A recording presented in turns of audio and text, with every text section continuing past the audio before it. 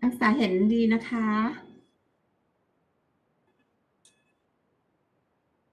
ได้ยินเสียงหรือเปล่าคะได้ยินค่ะได้ค่ะงั้นเริ่มเลยนะคะ เดี๋ยวเรามาต่อ เมื่อเช้ายัง sorry ค่ะ so we will continue the subject on oral ulcerative and vesicular ulcerations.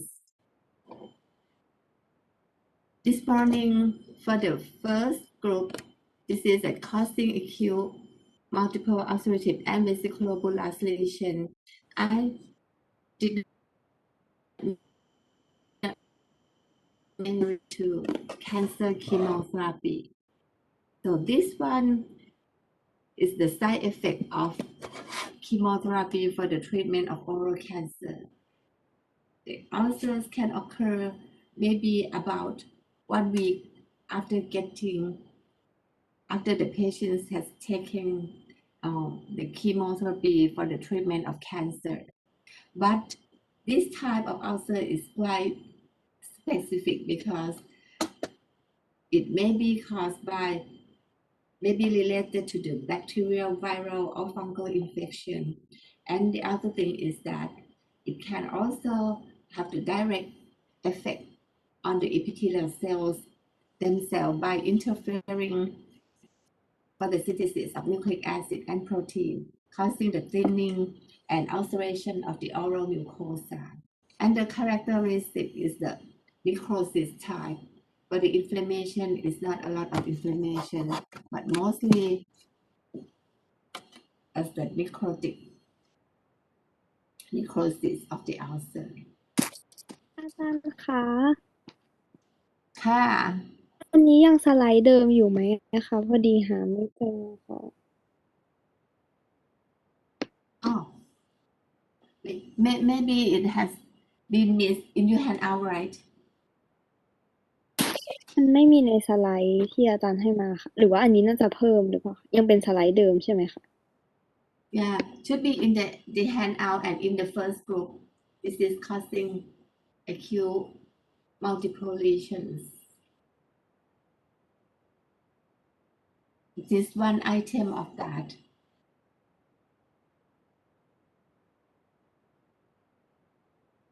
And then we will move to the next group. The next group is the diseases causing recurring oral and perioral ulcers. In this, the most important is that the recurrent history of the lesions. The first one is the most common oral mucosal lesion. Is the recurrent atlas stomatitis or atlas ulcers. This is considered the most common one. So you will see the patients affected by this type of ulcers quite often compared to other causes of oral and vesicular ulcerations because it affects about 10 to 20% of the population. Also, the cause is still unknown, but we know about predisposing factors of this type of ulcers. It may be immunomediated or it may be related to the family history related to gene HLA antigen B51 and CW7. And the other thing is that the cross reactivity to the strep sequence that cross-react to the heat shock protein of the mitochondria of the epithelial cells. Therefore, the epithelial cell is destroyed because of the cross-reactivity, but not because the infection of strep sequence. For this type of atlas stomatitis, normally it starts in childhood or adolescence, can be single or multiple ulcers, but the history of recurrence is very important. For the the clinical features, the ulcers are ovoid or round in shape with the red margin and yellowish base. other predisposing factors that may be related to is the stress and nutritional deficiency. Deficiency of iron, B12, and folate can be found in patients with severe type of recurrent active stomatitis. Severity can be determined. The ulcers occur very frequent. The frequency is higher than normal. Maybe patients may tell you that they have ulcers all the time, but not actually the ulcers are not chronic because the ulcer that occur before heal up maybe within 7 to 10 days, and during that time new ulcer coming out. That's why they have ulcers all the time. So for this type you need to ask exactly about that the ulcer can cure a new ulcer coming out. So we will know about the recurrence.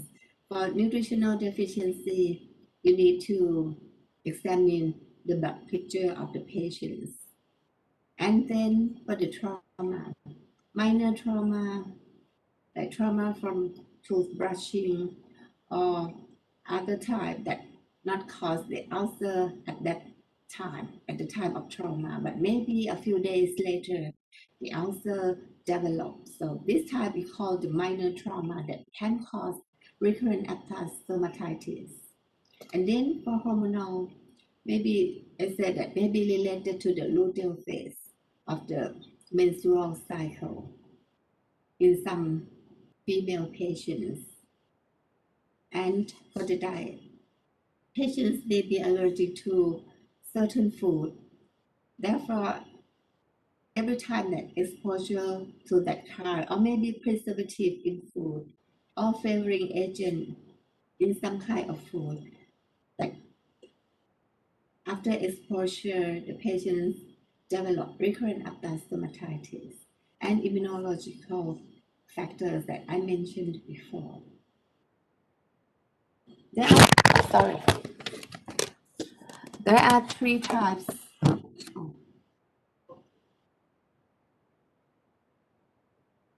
There are three types of recurrent active stomatitis: minor, major, and herpetiform ulcers. The minor type, the ulcers are smaller than 1 centimeter in diameter, but the major larger than 1 centimeter. And herpetiform ulcer, you can see from the name herpetiform. Herpetiform means similar to herpes. Therefore, the ulcers are small, round, with red margin that can occur in crops like herpes simplex virus infection. But the most important is that for recurrent active stomatitis, during the natural history, the cause of development, it may be start from red, macule, and then papule, and then turn to ulcer. No vesicular stage, no vesicle formation. That's the difference. And for recurrent active stomatitis, so no any systemic symptom, no fever occur before developing of the oral lesions. So that's the difference. The other thing is that you need to know that recurrent active stomatitis normally occur on the non-keratinized mucosa. If occur on the tongue, you can see that at the tip of the tongue or lateral surface of the tongue. So involving more on the non-keratinized mucosa of the ventral surface of the tongue.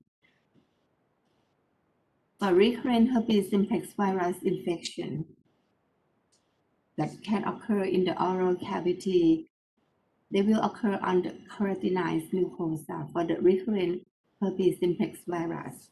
We will talk about that later. For the diagnosis of recurrent active stomatitis, Normally, we have to diagnose from the clinical history of recurrence and the appearance of the lesion with the red margin yellowish base. And abscess ulcers are quite painful after a few days.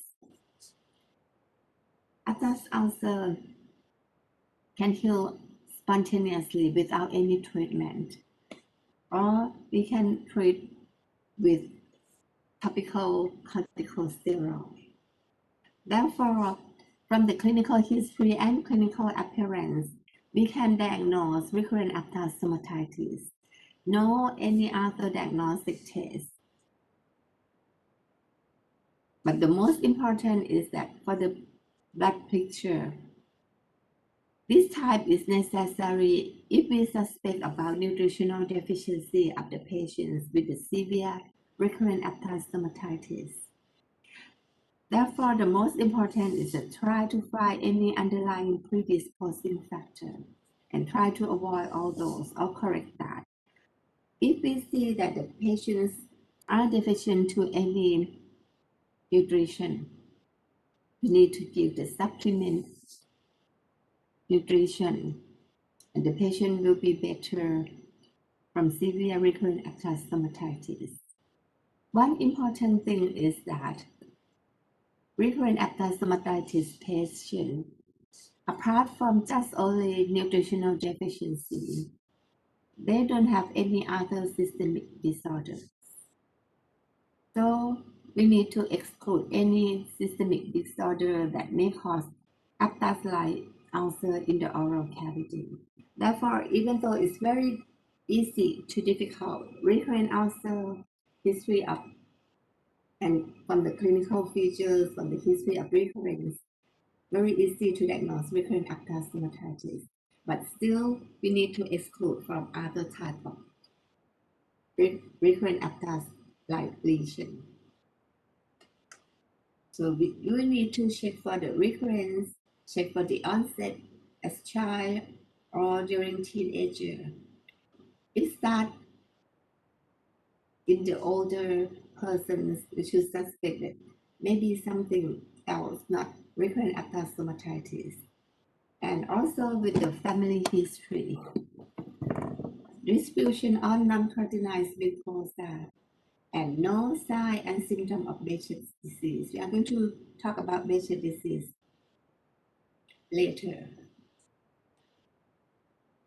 And for the clinical feature, well-defined ulcers, red margin, yellowish base. For the major abscess, very large and sometimes quite deep. Scarring may occur later on. And in the patients with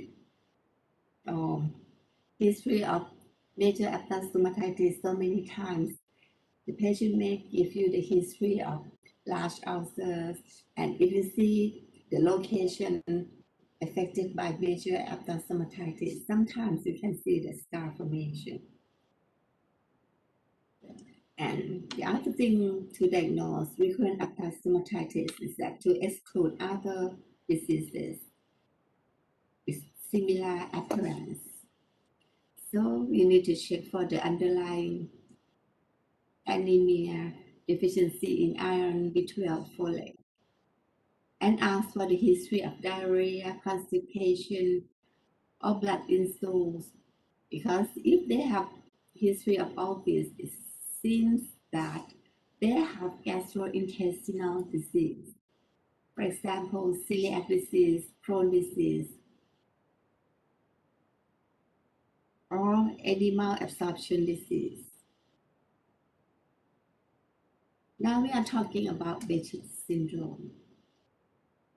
Behçet is the first who described a triad of recurring oral ulcers, recurring genital ulcer, and eye lesions. And this syndrome is caused by immune complex leading to vasculitis. Both small and medium-sized blood vessels are affected. And then with the T lymphocyte and plasma cell infiltrate. And oral mucosa is the most common single site of involvement. So it means that if you see ulcer in the oral cavity, ulcers are very similar to recurrent active stomatitis. It may be the sign of Behçet's syndrome. So you need to ask for other lesions at other part of the body, like eye lesions, uveitis, retinal infiltration, keratitis, or conjunctivitis. And we can, while taking the patient history, you can look at patient's eye to see whether any disorder, and also ask about the symptom, and ask about genital lesions. Because Behçet syndrome can cause ulcer at the genital organ too. And all these minor, major, and herpetiform aptasite lesion can occur in Behçet syndrome. Skin lesion, this can cause large pustule lesions on the skin. Patient may have also arthritis, central nervous system involvement, and other systemic involvement like intestinal, venous thrombosis, renal system, and pulmonary disease. How to diagnose Behçet syndrome? If the patient has history of recurrent oral ulceration at least 3 times in 1 year, that's one thing. And 2 of the following 4 manifestations. What are these 4? Recurring genital ulceration, eye lesions, skin lesions, and positive pathology tests. So if 2 of all these are positive, it means that plus recurring oral ulcer 3 times in 1 year. This patient can be diagnosed as Behçet syndrome. So this is very difficult to differentiate from recurrent active stomatitis because you need to ask about the history and also sometimes need to consult a physician for all these diseases that may related to the Behçet syndrome because Behçet syndrome can involve many systems of the body. And treatment of Behçet syndrome because this is related to the immune disorder. So the patient needs combination of immunosuppressive drug and systemic corticosteroid. For oral mucosal lesions presenting as aptas-like lesion that should be treated with topical steroid, or if it's very severe, can use intralesional steroids. Now we move to recurrent herpetic infection. I hope you still remember that this is caused by herpes simplex virus, and the lesion is the result of reactivation of latent virus in nerve ganglion. So if the virus is latent in trigeminal ganglion, the reactivation of herpes simplex virus after the replication of the virus will travel along the nerve to the area that supply to the epithelial cell and infect the epithelial cell, causing the lesions. And the factors that can activate the virus include trauma, fever, sunlight, immunosuppression, and menstruation. Trauma is not trauma in the ganglion, but trauma at the area that going to have the lesions. Sunlight also, sunlight at the area that the lesion is going to develop. This is a kind of recurrent herpetic infection or recurrent herpes simplex virus infection that occur on the sun-exposed surface of the lip. So you can see vesicles, the scrub of vesicles develop on the vermilion border. And you have to note that for this type of recurrent lesions of herpes simplex virus, because the patient has already had antibody to herpes simplex virus, therefore they don't have systemic symptoms, no fever, no malaise or lymphadenopathy, just only maybe tingling sensation or burning sensation at the area that's going to develop the lesion.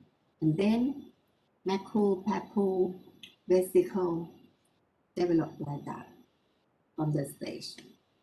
And after that, breaking down of the vesicle transformation and heal up without any scarring. And because of the antibody, the lesion are localized, not spread around. In this patient, maybe just 2 locations, but not extend along the vermilion border.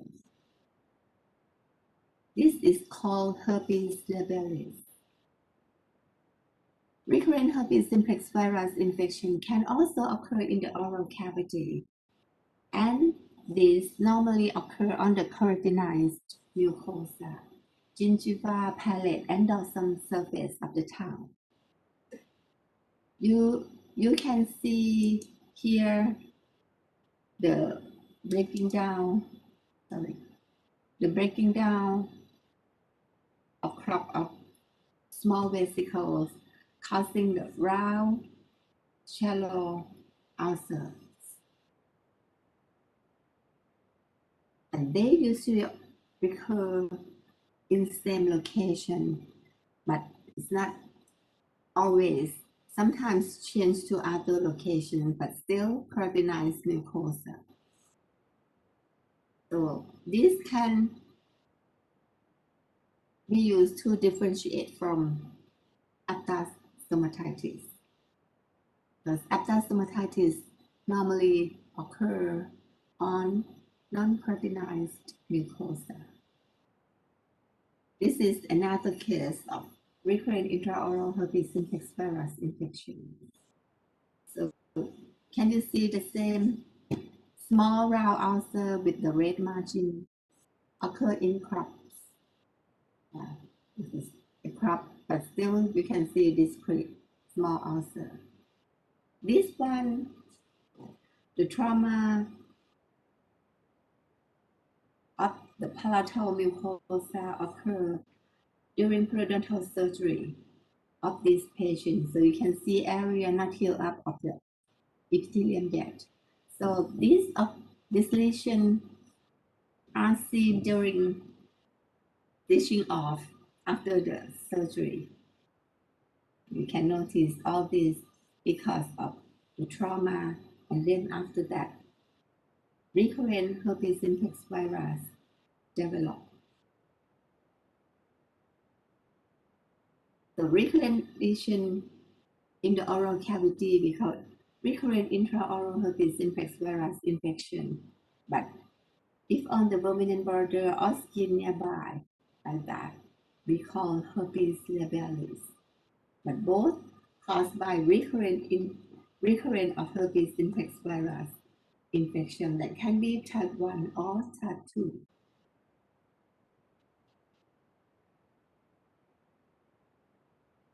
And the significance is in immunocompromised patients, the lesions are widespread instead of localized in immunocompetent. And this is similar to primary infection that the virus can can transmit from host to host by direct contact with saliva secretion.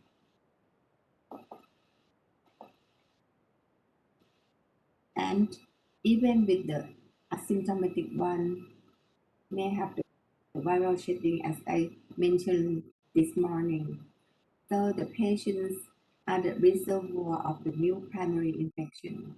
So patients with herpes simplex or recurrent intraoral herpes, we should recommend them to avoid any contamination that may occur to anybody in their families or their friends.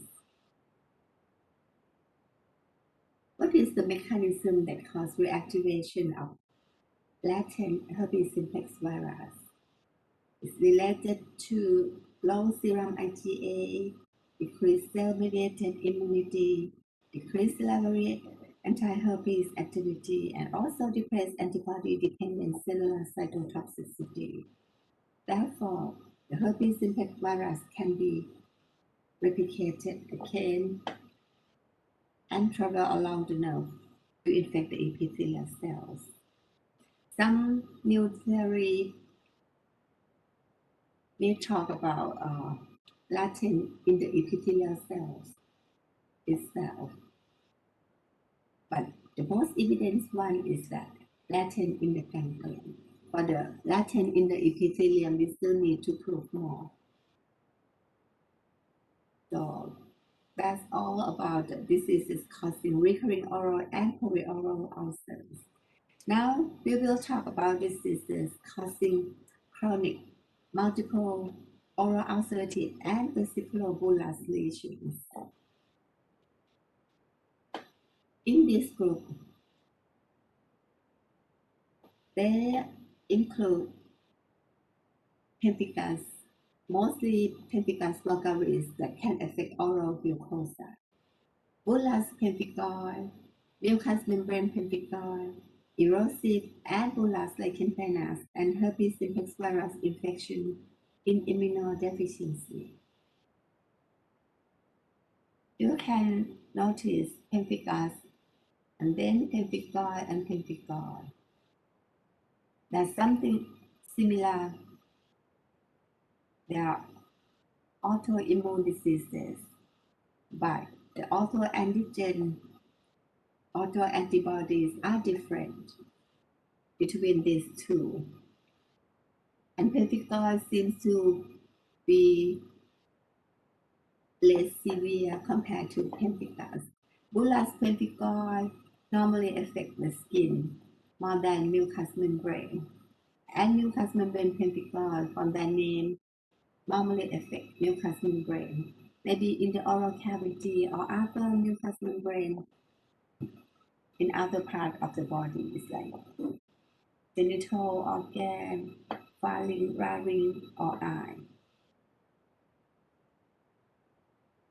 Now talking about pemphigus vulgaris. This is an autoimmune disorder with the predilection for Arabs, Jews, Mediterranean, and Asians. So we can see this disease also in Thailand.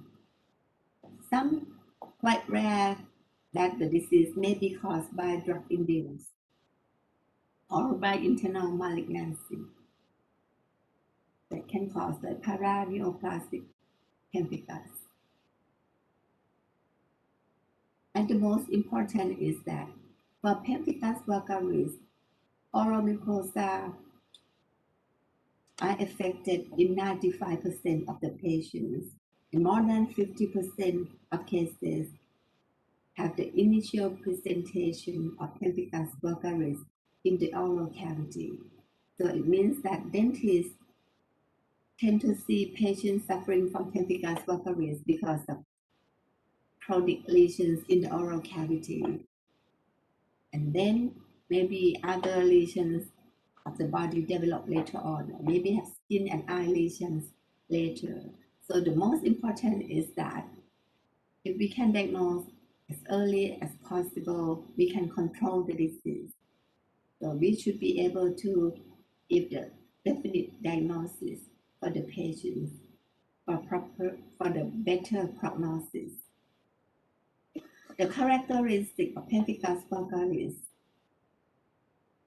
they will develop bullae or bulla formation on the oral mucosa, and the bulla break down rapidly, causing erosion or ulcers that may be seen at the oral mucosa palate and can also affect the gingiva. And sometimes you can see irregular with the rack edge erosions or ulcers because of the breaking down of the bulla or vesicles. And for the deep ulcer, may have fibrinous slab on top. With the pemphigus, we talk about just only pemphigus vulgaris, but there are 4 variants of pemphigus. So this is the variant of pemphigus vulgaris and erythematosus variant of foliaceus. But I think you just focus on pemphigus vulgaris because mostly affect the oral mucosa. The autoantibody that occur in pemphigus vulgaris is the autoantibody against intercellular substance of the epithelial cells. So, causing the separation between cells and then vesicles or bullae develop. After breaking down of them, ulcerations occur. So, if we do the biopsy and send for direct immunofluorescence, you can see the IgG and C3 at the intercellular substance. This is bulla formation caused by pemphigus vulgaris.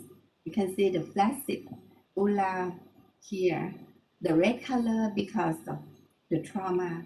This patient had trauma from crown preparation on quadrant 3 with the injection retraction a lot. And then a dental student came to see me because taking the one patient with him because of the lesions developed here and look quite serious because we can call this also blood blister, but not blood blister in pemphigoid, which is very common, but this is the blister occur in pemphigus vulgaris. And this blister, because of the trauma, the retraction, seems to be Nikolsky sign. And because of the trauma, so the blood vessel can come out to here. But we can see the blister, these two are still flaccid, not tense blister. And this is also the erosion at the labial mucosa and deformation of the epithelium here, causing the ulceration here.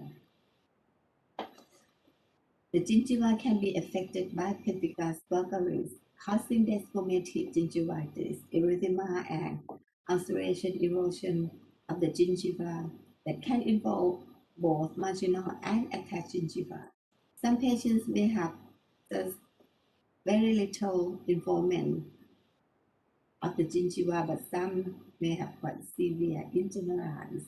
Eye lesions and skin lesions can also occur in pemphigus vulgaris. This is the skin lesion, vesicular formation, erosion and ulceration at both sides of the buccal mucosa. This is also the gingiva affected by pemphigus vulgaris. So all for this patient, even with the scaling root planing, the gingiva cannot return to healthy again because of the lesions caused by the autoimmune disease. But the most difficult to diagnose because when the gums are very painful, the patient cannot brush properly. Therefore, the plaque and calculus can also deposit and cause more inflammation of the gums, plus up to the because of the disease itself. This is, you can see skin lesion clearly. The vesicle develop, and after that break down into crust. So what type of autoantibody that occur in pemphigus vulgaris? The autoantibody occur against the protein that connect between epithelial cells. So to the desmoglein 1 and desmoglein 3. Actually, in the oral cavity, mostly with the desmoglein 3. So if the patient has antibody to desmoglein 3 first, oral lesions will develop first. And later on, when the patient has desmoglein 1 together with desmoglein 3, they will have both oral and skin lesions. So with the autoantibody to this protein, these two proteins, therefore the separation between keratinocyte occurs and the fluid fill in between cells. This is the antigen antibody reaction. And then the fluid fill in between cells, causing vesicle angular formation. So when you do the biopsy from the normal skin near the lesion, you can see the separation in the epithelial layer and can see the positive fluorescence at the boundary between cells. So this is the typical character of pemphigus vulgaris. For the treatment, the patients need systemic steroids, maybe plus immunosuppressive drug, because this is an autoimmune disease.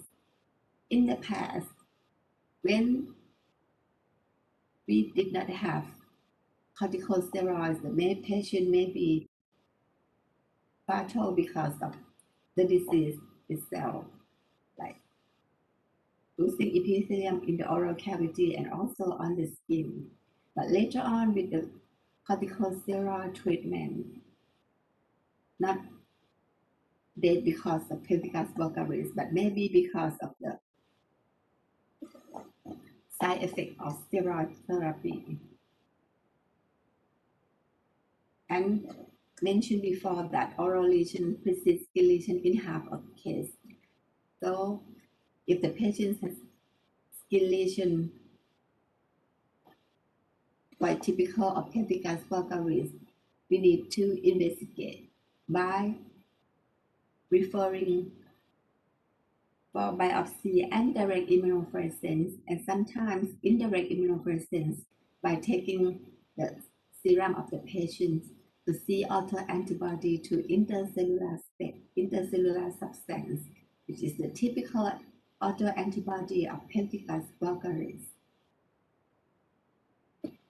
and antibody titer related to the severity of the disease in pemphigus vulgaris. And the prognosis can be improved if the disease is treated early. I may mention a little bit on paraneoplastic pemphigus. This can also cause severe blistering, very similar to pemphigus vulgaris.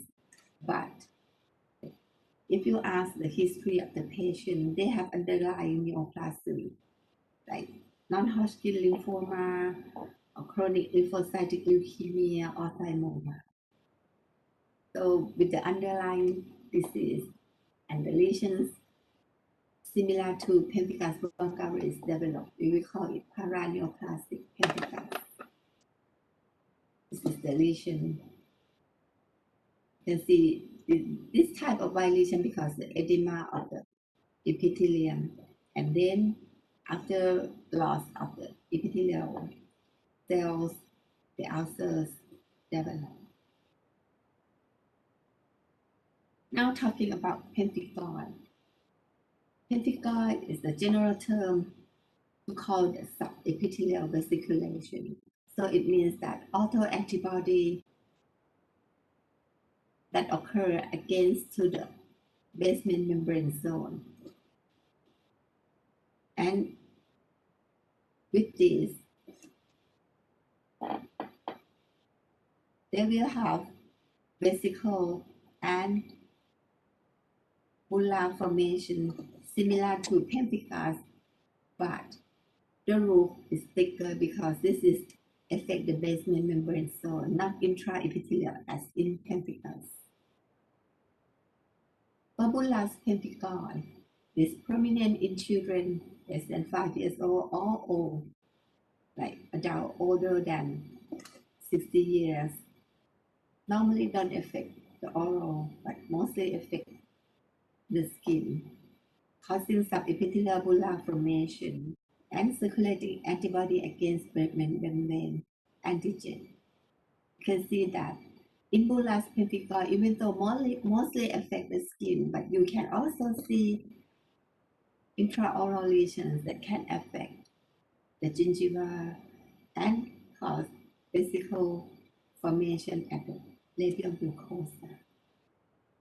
But lesions in bullous pemphigoid is not so severe.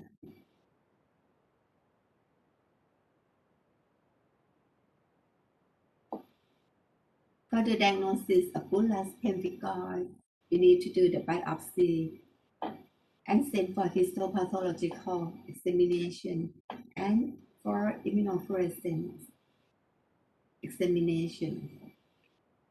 Treatment is similar to pemphigus with a systemic steroid and immunosuppressive drug. It can have remission period, and compared to pemphigus, bullous pemphigoid is uncommon. This slide shows the group of immunomediated subepithelial blistering disease. You can see the pemphigoid is one of these, but still other diseases that can cause subepithelial blistering disease. So it depends on the antigen involved, because the area of basement membrane zone, they have so many type of protein at that area. So if the autoantibody occurs to any antigen, the disease are different.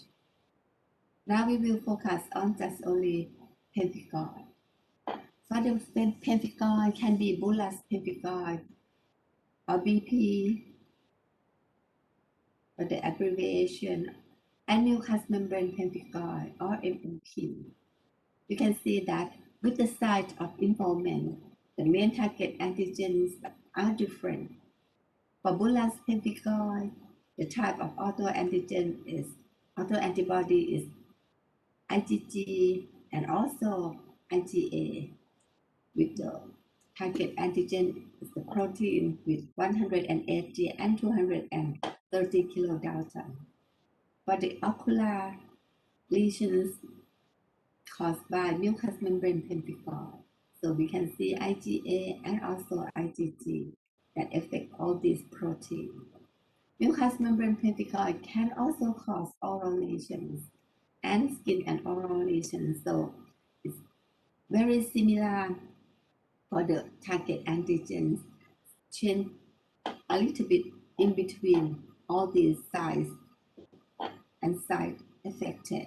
So you don't need to concern or remember the target antigens, but you need to know what type of autoantibodies that can be seen in bullous pemphigoid and mucous membrane pemphigoid, and the location of the immunofluorescence. For mucous membrane pemphigoid, this is mainly autoimmune and can also be induced by drugs similar to pemphigus. And clinical feature, the most important is the tense bulla or vesicle that may be blood filled, and then we call blood blister. After breaking down of the bulla or vesicle, erosion or ulcers occur and typically covered by yellowish fibrinous lab very often because the ulcers are deeper than pemphigus and can also cause desquamative gingivitis. Ocular lesion can occur about 3 to 48% of mucous membrane pemphigoid patients. So if the patient also have chronic conjunctivitis, they will have symptoms like irritation, burning, or excess tearing. You need to ask about that because eye lesion can be occur because of mucous membrane pemphigoid causing symblepharon, which is the fusion of scleral and palpebral conjunctiva, and chyloplepharon, fusion of superior and inferior palpebrae, and can also cause blindness finally. So patients with mucous membrane pemphigoid should be referred to see ophthalmologists to be sure that ocular lesions be treated. And the lesion caused by the loss of attachment of epithelium to connective tissue. Eyes and genitals can also be affected. Mucous membrane pemphigoid mostly occur in middle-aged or elderly females. This is called symblepharon. You can see the fibrous band.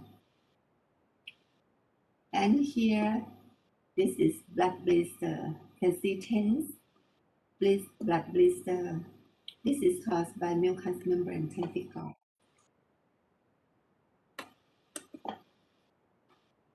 And mucous membrane pemphigoid can also affect the gingiva. You can see ulceration here and here. It's not necessary to affect generalized gingiva, but the patients, they feel painful on the gingiva, sometimes with the erythema. This type of erythema can affect both marginal and attached gingiva, and also some area with the ulceration. Scaling, replanning, or oral prophylaxis cannot get rid of this type of lesions because the patients, they have autoantibody to the basement membrane cell that's causing the lesions. So the patients require immunosuppressive drug for the treatment and topical or intralesional steroid for the oral lesions.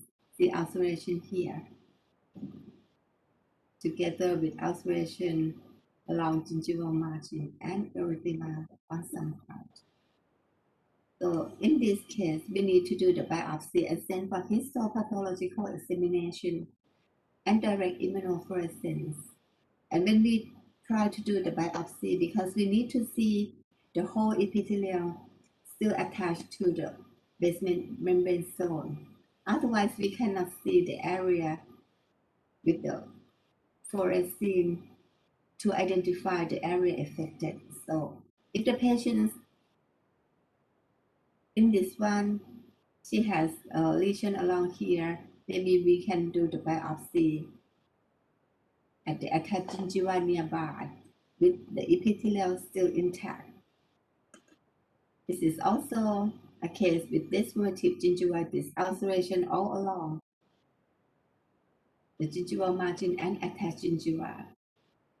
This patient, he gave history of scaling and root planing for 2 months without any better. Therefore, he came to the faculty for the treatment because the dentist referred and the dentist recognized that this is not just normal gingivitis or periodontitis. Now look at the protein. The autoantibody against bullous pemphigoid antigen 230 and 180. You see here and here. This is the type of auto antigen that are affected by autoantibodies, so causing the separation between epithelium and connective tissue. Any other subtype can affect other protein on this area. So with the antigen-antibody reaction, you can see the separation between epithelium and connective tissue. And after that, the fluid fill here, causing the blister formation. With the biopsy, even with still intact epithelium, normal mucosa near the lesion, you can see the separation between epithelium and connective tissue and the fluorescein positive along the basement membrane zone in linear pattern. Now we move to oral lichen planus. I'm sure that you know about lichen planus already from red and white lesion. So just to review a little bit that many types can occur. Maybe white lesion, striated like this, with the ulceration, with the erythema or atrophic type. With the ulceration in oral lichen planus, you can also see erythematous area, the atrophic type, and white reticular line here. So it's not so difficult to diagnose if the patients also have white lesion in combination to ulcer and erosions. Mostly affected females over 40 years old, and many type of lesion can occur at the same time. So in my subject, we will focus on erosion type and bullous type. This is to reveal that white striation and erythema can occur on many areas. Like let's lie here at the buccal mucosa, white striation. This is like become striate. And then atrophic or erythematous type that can affect the gingiva or plaque-like lesion of the lichen planus. So apart from the erosion type, bullous type, which is quite rare, can occur in here. And after that, it's necessary to try to find out any white lesion nearby because it will help diagnose this type of lichen planus. After breaking down of the bullous, you can see the ulceration or erosion of the lichen planus.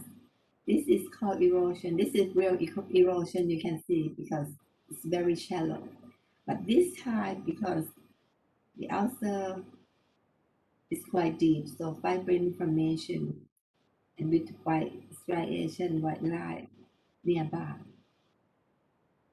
This should be ulcerated type, but in lichen planus, erosive, the term erosive lichen planus, we can mean both erosion and ulcers. It's also erosive type lichen planus with white striation along here. But the most difficult is that the oral lichen planus that causing ulceration, causing desquamative gingivitis along the gingival area. And the lesions confined to the gingiva only, not any other lesion at the buccal mucosa. So this is quite difficult to diagnose.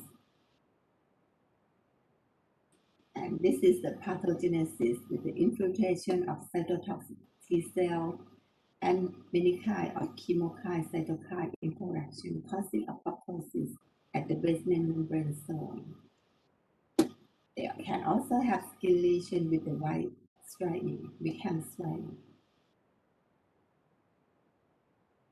So for the desquamative caused by oral lichen planus, it's necessary to have the oral biopsy for histopathological study and also direct immunofluorescence to differentiate from pemphigus and pemphigoid.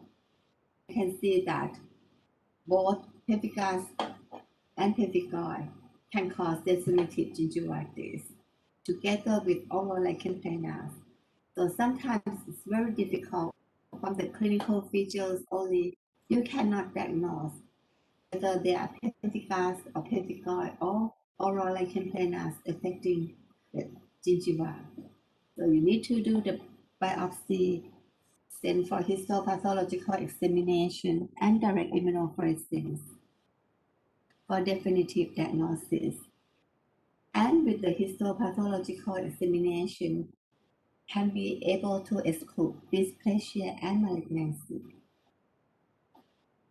But for the white lesion or red lesion, this is very typical of oral lichen planus. Sometimes clinical diagnosis is enough, not necessary for the biopsy or the biopsy. And management of oral lichen planus, topical corticosteroid, but sometimes still need to do it like intralesional, and for the severe type, systemic corticosteroid may be prescribed. Other medication that can be used to treat oral lichen planus include azathioprine, cyclosporine, and dapsone, but this medication need to be used carefully and know about the side effect. For the gingival lichen planus, same as pemphigus pemphigoid affecting gingiva, oral hygiene is very important. And sometimes we need to make customized tray or veneer to maintain the medication to the lesions. This is very similar for the mucous membrane pemphigoid. Sometimes we need to make custom tray for the patients.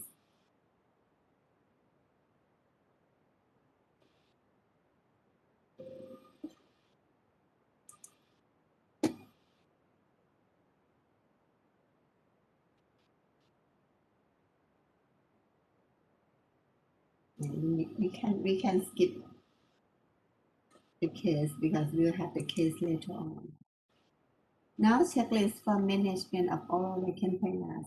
You need to differentiate from lichenoid reaction that can be caused by local or systemic and may have the possible superinfection with the candida. Lesion. But the oral lichenoid drug reaction can also cause lesion in the oral cavity very similar to oral lichen planus. These are medication or drugs that can cause lichenoid drug reaction. You can see quite a lot of medication that the patients are taking. ACE inhibitor or beta blocker, propranolol and atenolol. They are very common for the treatment of high blood pressure in Thai patients. Also, calcium channel blocker, methyl-dopa diuretics, they all can cause oral lichenoid reaction. And the medication for treatment of diabetes, NSAID, anti-malaria, antimicrobial, second-line anti-arthritic, and psychoactive drugs. So you need to ask about the patient history about any medication they are taking that cause that drug reaction. This is what the contact lichenoid lesion. This is amalgam restoration and the lesion white and red in contact, sometimes with the ulceration. So after removal of this and replace with the tooth color filling, the lesion disappear. This can confirm that the lesion is lichenoid contact lesion. And this is the crown restoration that causes ulceration, red and white lesion here because of that restoration.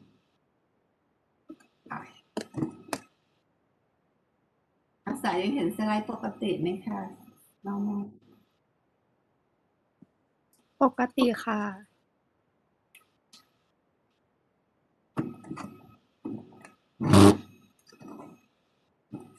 And this is all the oral allergen that may be cause the oral lesion. So like nickel sulfate, gold sodium thiosulfate, cobalt chloride, mercury amalgam. All these are tested in patients and the reaction to see about the positive percentage and relevant. You can see that amalgam and mercury, cobalt chloride, all these like more than 50% relevant is quite high for mercury and amalgam. So we need to bear in mind about that. Now talking about herpes simplex virus infection in immunodeficiency. This is a kind of recurrent herpes simplex infection but occur in immunodeficiency. Therefore, the lesion is quite deep and widespread, and sometimes with the secondary infection.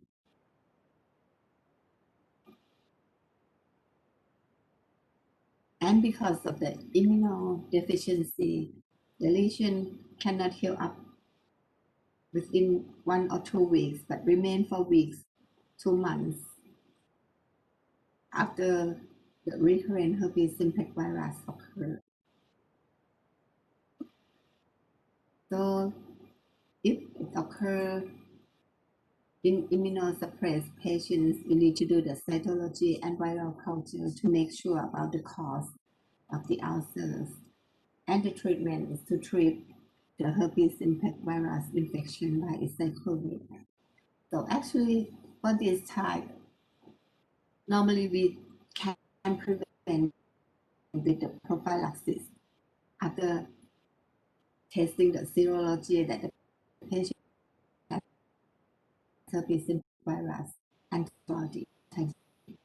Next one, the last group is the single oral ulcer. For this group, they include traumatic ulcers, traumatic ulcerative granuloma, squamous cell granuloma, and deep fungal infection, histoplasmosis, blastomycosis, and mucormycosis. And the other one is tuberculosis. Traumatic ulcer, this is very common, oral ulcers. So the clinical features depend on the cause of the ulcer. Usually found on tongue anywhere, it depends on the cause and vary in size and shape depending on the trauma.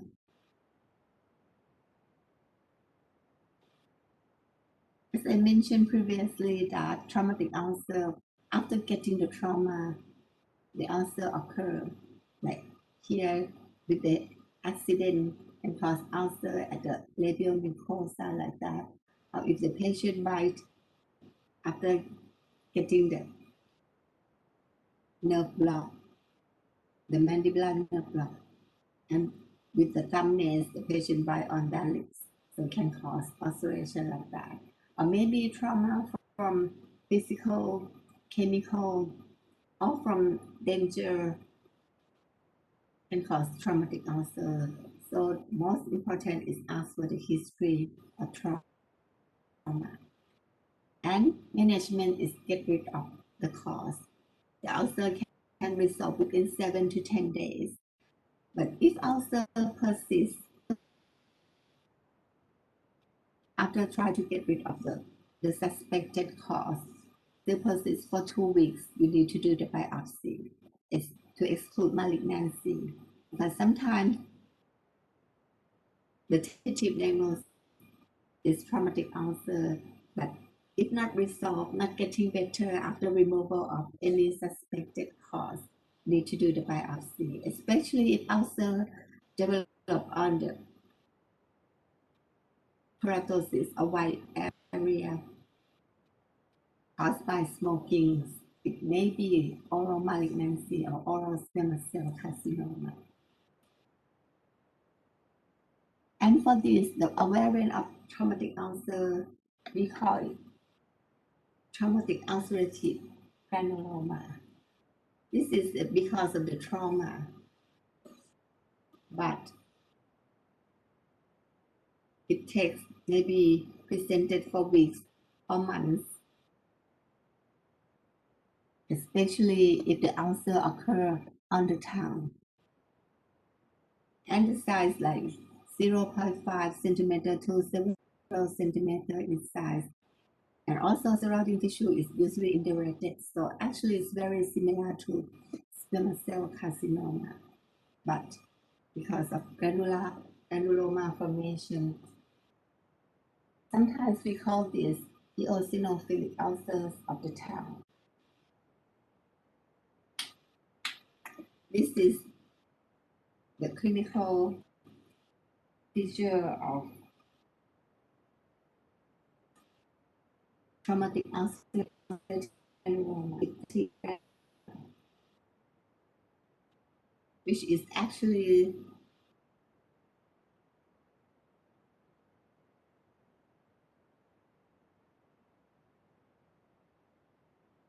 months or weeks to heal up. And then we are talking about squamous cell carcinoma.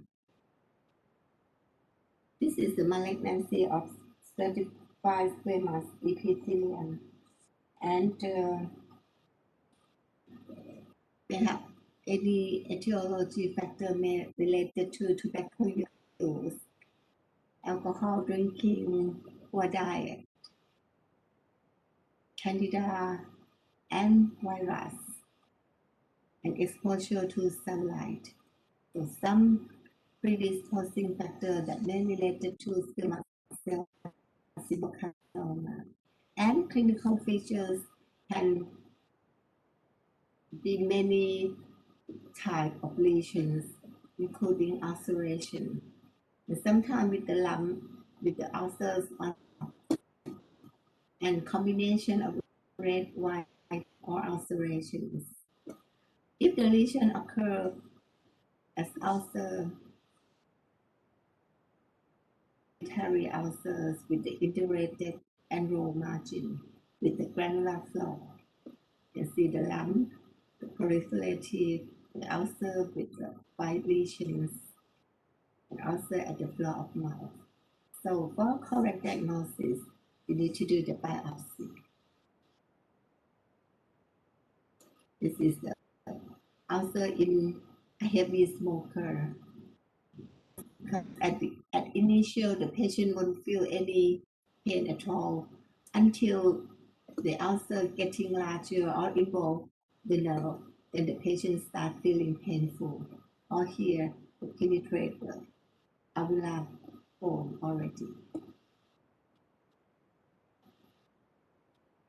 So any ulcers persist for more than 2 weeks, even with any initial treatment, still need biopsy to exclude malignancy.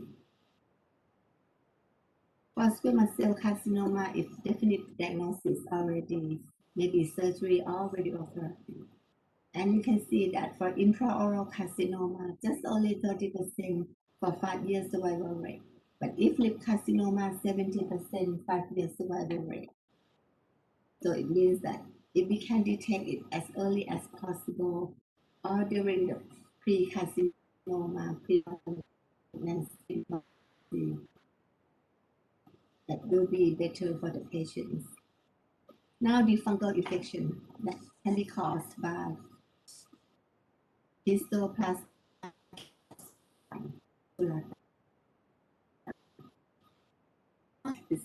is quite rare in Thailand.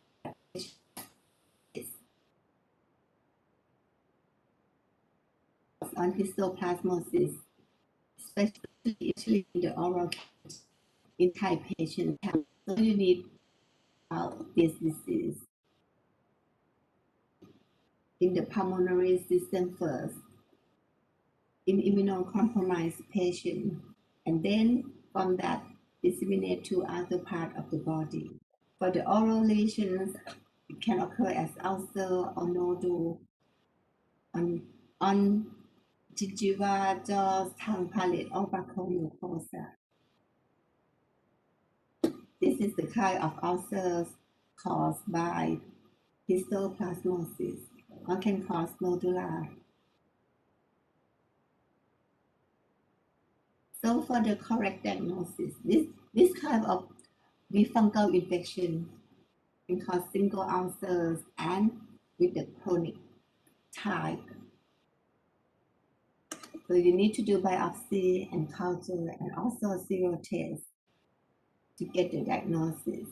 For the management, systemic antifungal like amphotericin or ketoconazole or fluconazole. For blastomycosis, this is also the fungal infection caused by blastomyces dermatitis. This is quite rare in Thailand. The clinical feature can cause like ulceration like on the tongue and very similar to verrucous lesion. This is also similar to histoplasmosis. You need to do the biopsy, smear, and culture. Then mucormycosis. This is also the fungal infection caused by mucor and rhizopus fungi. Because this fungi is quite ubiquitous worldwide in soil or any decaying material, so decaying food, and can be cultured from nose, throat, mouth, and feces of healthy individuals. So it means that even healthy individuals still have this type of fungi. Therefore, disease can occur in just only immunocompromised persons. And the disease, patient may inhale the fungi, and then after that, it can penetrate to the palate and sinus and causing necrosis of the bone. And also invade to the intracranially. So normally we need to find any underlying disease of the patients to get rid of the lesions. Because it's penetrate bone, so we need to do the radiograph and then the biopsy for the histological examination and smear. So after control the underlying disease, the disease will getting better, and then after that, we need to do the surgical debridement because it involves the bone and give the systemic antifungal. Now talking about the last one, the tuberculosis, because tuberculosis can be seen more frequent after HIV infection. And the infection starts at the lung first, at the pulmonary area. And then lesion in the oral cavity is secondary from the primary of the lung lesions. Is caused by Mycobacterium tuberculosis. The typical of tuberculosis in the oral cavity is the single chronic ulcer on dorsum of the tongue, and the typical is the stellate lesion, angular lesion. You can see it's like angular and stellate lesion, chronic ulcer. So we need to do the biopsy and not culture from the lesion, but must be sputum culture and chest X-ray to confirm about the tuberculosis. Combination of treatment for 6 months to 9 months is the best to control of the tuberculosis. When you treat the tongue lesions, the oral lesions will be better too for the tuberculosis. So any questions?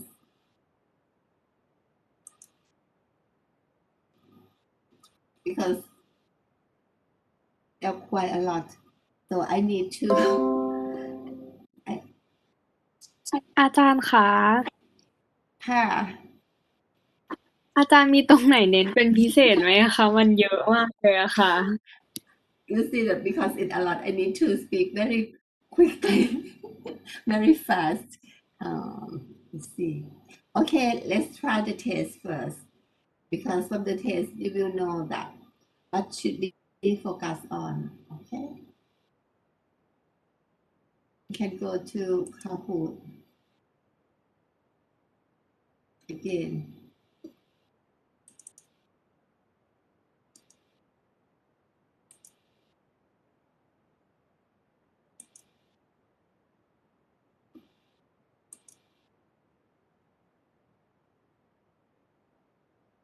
Uh,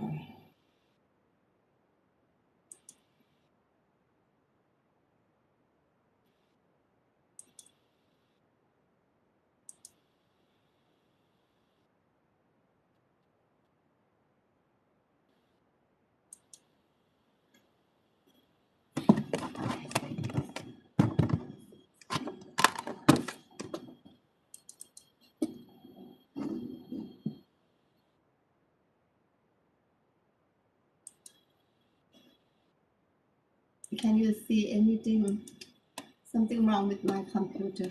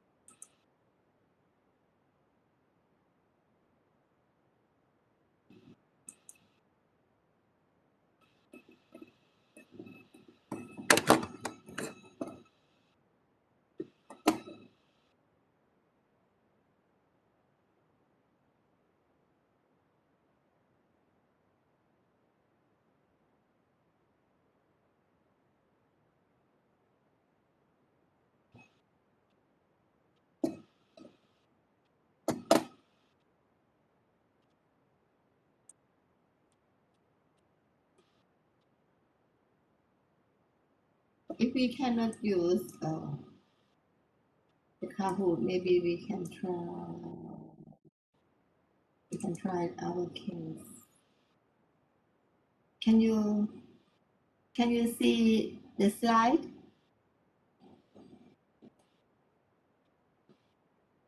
ยังไม่มาเลยอะ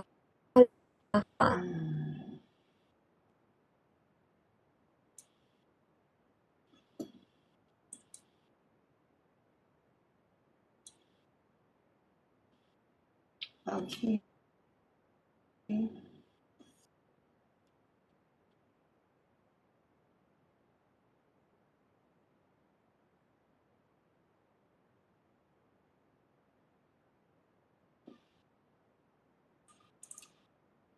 Can you see the slide?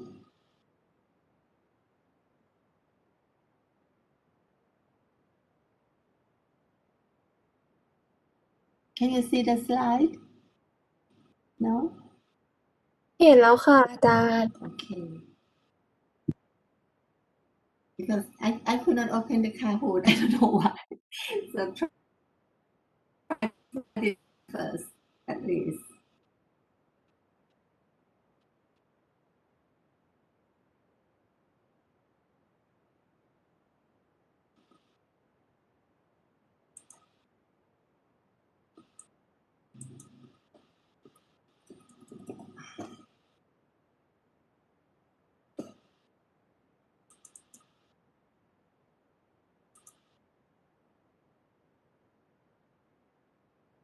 So, what should be the diagnosis of this case?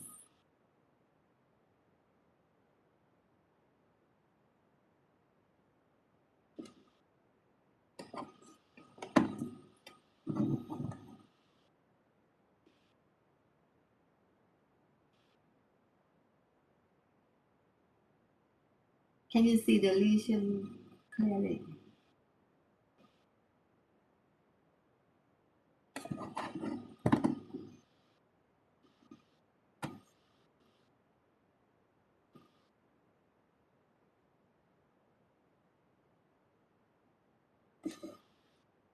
So what should be the diagnosis?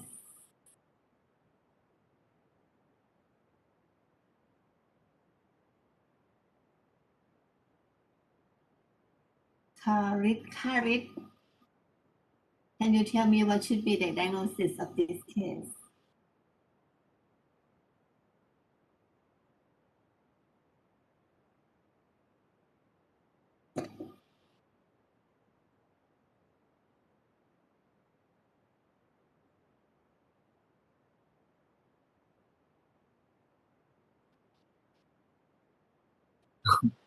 มองไม่ค่อยออกครับอาจารย์ You can see ulcers, right?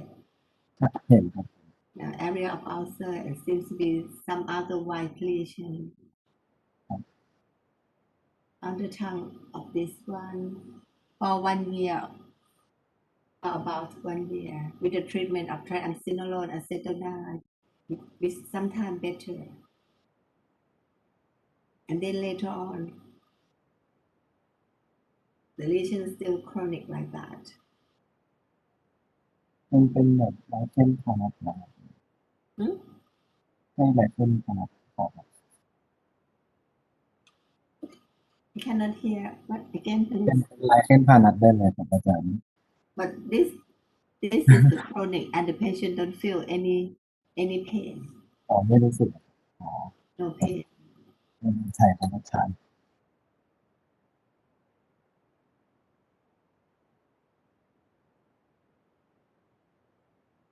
So if single chronic ulcer with this area, what should be the tentative diagnosis?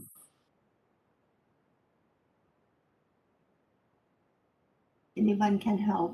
Harit? Chat. Who is he? Chat.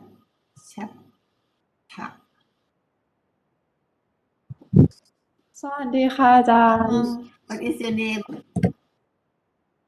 ตอนแรกน้องคิดว่าเป็นไรแค่ทานะส่วนเพื่อนเหมือนกันค่ะ ตอนนี้ก็เลยไม่แน่ใจ So actually, you can see the margin. Actually, the margin is quite low, raised margin, and when you palpate, it's indurated.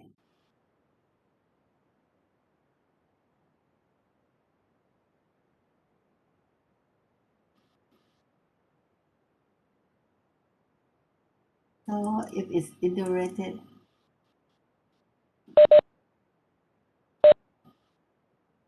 actually this one is squamous cell carcinoma, but from the clinical characteristic, from the round margin, indurated margin, and history of long-standing.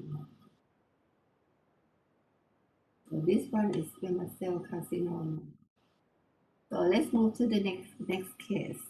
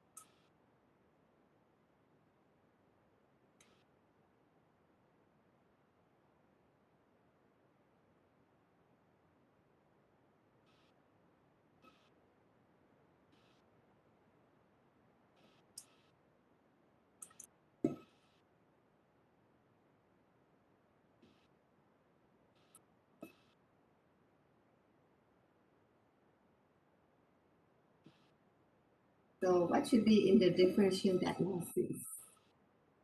Anosha. อาจารย์ So what should be in the differential diagnosis for the lesions of this patient?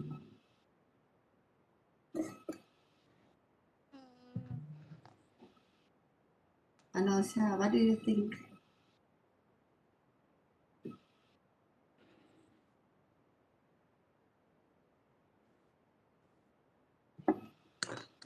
เพมฟิกัสไหมคะอาจารย์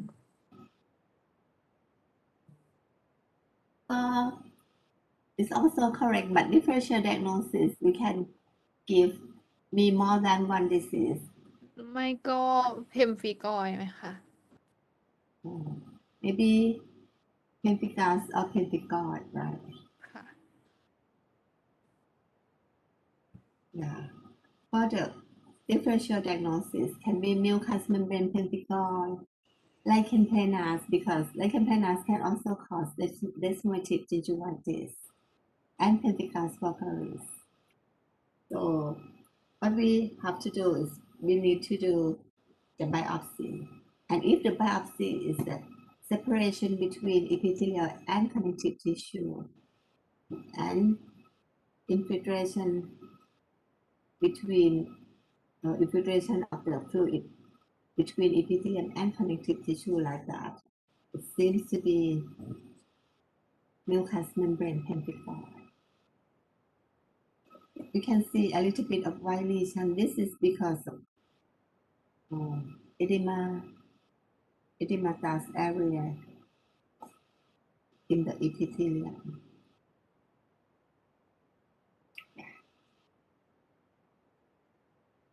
This is this patient before and after treatment. Before and after. See, with the proper diagnosis, proper treatment, the patient will getting better.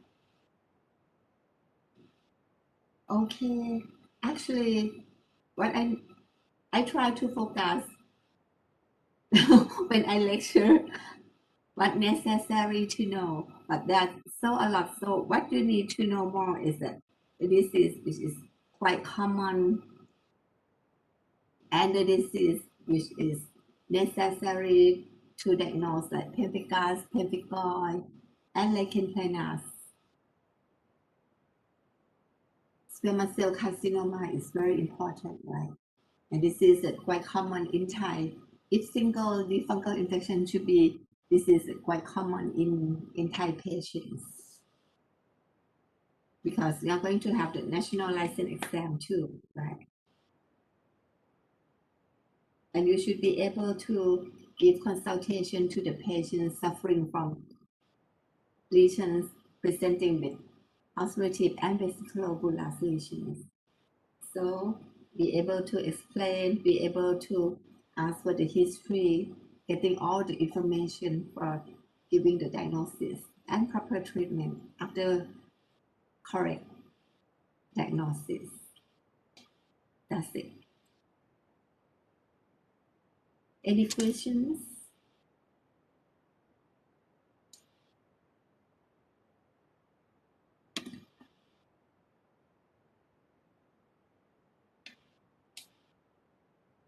So if no questions, so this is the end of the lecture.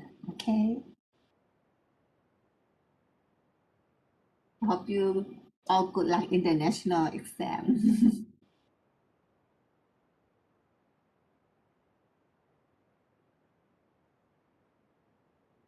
Okay. ขอบคุณค่ะ ขอบคุณค่ะ ขอบคุณค่ะ